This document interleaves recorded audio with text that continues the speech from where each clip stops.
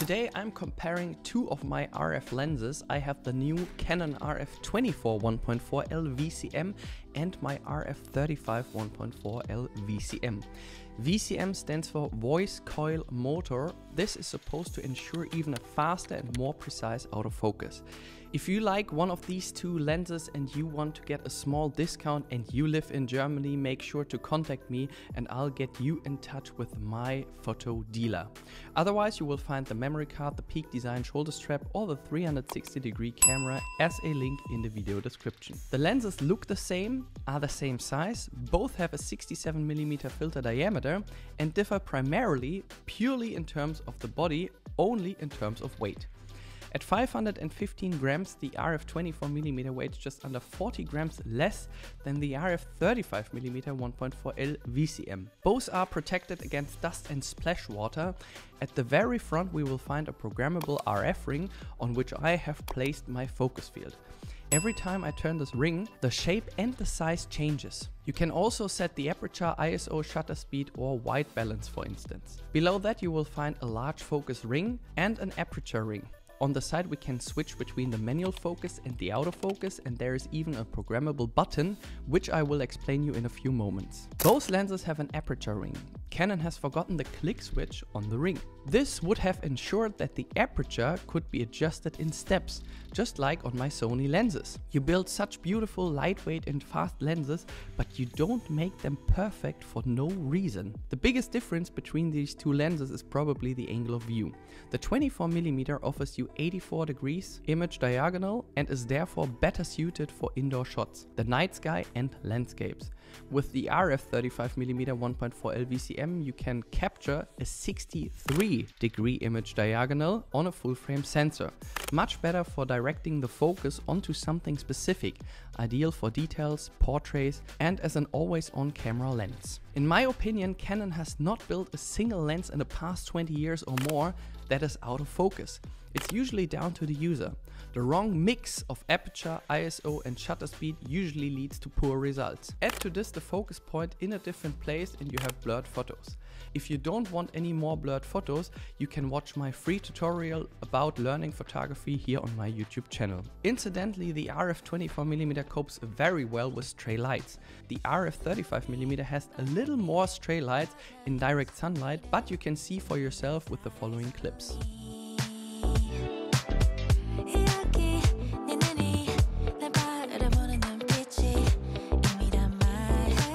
Now we come to the autofocus. I mean, I shot my photos and videos with a Canon EOS R3 or my Canon EOS R5 Mark II. The autofocus in combination with both lenses and cameras is of course very fast and precise. A little tip for you. When you're taking photos, make sure you know what you're photographing. Animals, vehicles or people make a big difference. For example, I put the tracking on the programmable button on the lens. Every time I press this button, the camera starts tracking an object in video mode. In photo mode, I use the button to switch between animals, airplanes and people. Since there are so many more options for the autofocus today, your camera is like a calculator. If you tell your camera what you want to track or record, it will do it. However, if you use a large focus field area, but you want to capture a detail and someone walks by in the background, it will track the person if human is set in the menu. Neither the 24mm nor the 35mm has an optical image stabilizer. However, you can use the camera's internal image stabilizer. This crops the image or video but helps you for spontaneous video recordings. The Canon EOS R5 Mark II compensates up to 8 exposure steps with the 24mm and up to 7 with the 35mm. A DJI Ronin is recommended for larger projects. This is the RS4, which you can find also in the video description. It's perfect in combination with the R5 Mark II. The center of gravity is on the axis thanks to the low weight.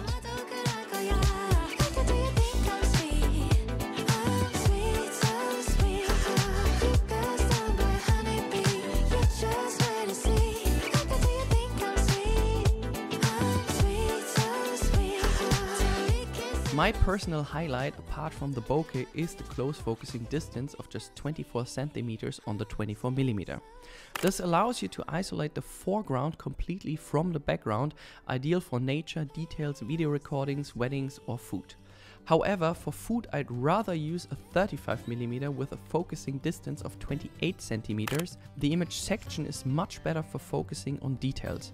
Sometimes I can't decide whether I have the 24mm or the 35mm as my always on lens on my camera.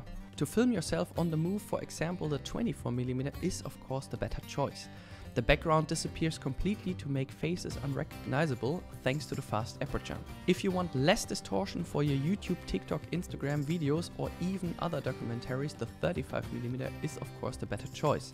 Less wide angle but more focus on the essentials. When it comes to video, it all depends on you. If you tend to film in nature, in cities, indoor or yourself, the 24mm is of course the better choice. If you're more interested in capturing details, filming interviews and want less wide angle, the 35mm is the better choice for videos.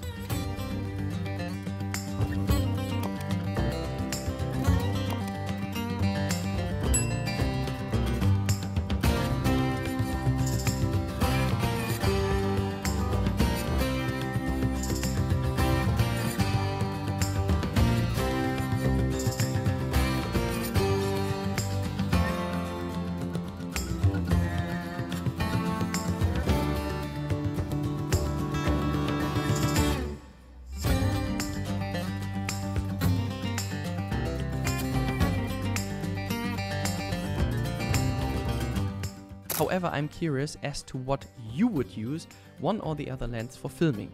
The 24mm now at least be on my desk with my Canon EOS R3 to film myself, while I will tell you something about cameras and other gear. If you want to film or photograph in daylight with an ND filter, I recommend the best ND filter I have tested so far, this one here. It can underexpose up to 5 stops and it allows you to film with the correct shutter speed even in daylight. Link of course in the video description. One of the highlights of these two lenses is the blur background. Take a look at what these 11 aperture blades create for a beautiful blur background. Simply amazing. He asked what could he do for me. I told him that my love is free. But can you match me? I can do it all for myself. Want you but really don't need help. So can you match me? I like luxury, I like fancy things, shine on my body, live like royalty, treat you like a king. If I trust, but you must be worthy of the crown. I'm not just anybody, born to live in luxury.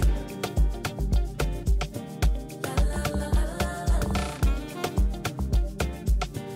La la la la la.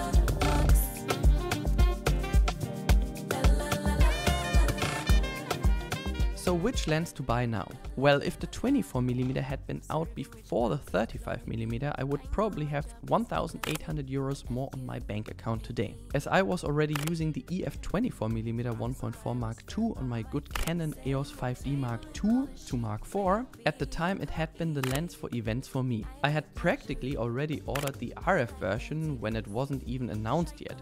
So far for me, I would say that the 24mm is my always on camera lens. But I always use the 35mm when it comes to details. The angle of view looks more natural to the human eye. Thanks to the focal length you can isolate the background even more than with the 24mm, and if you want to shoot details, nature and portraits, the 35mm would probably be better suited.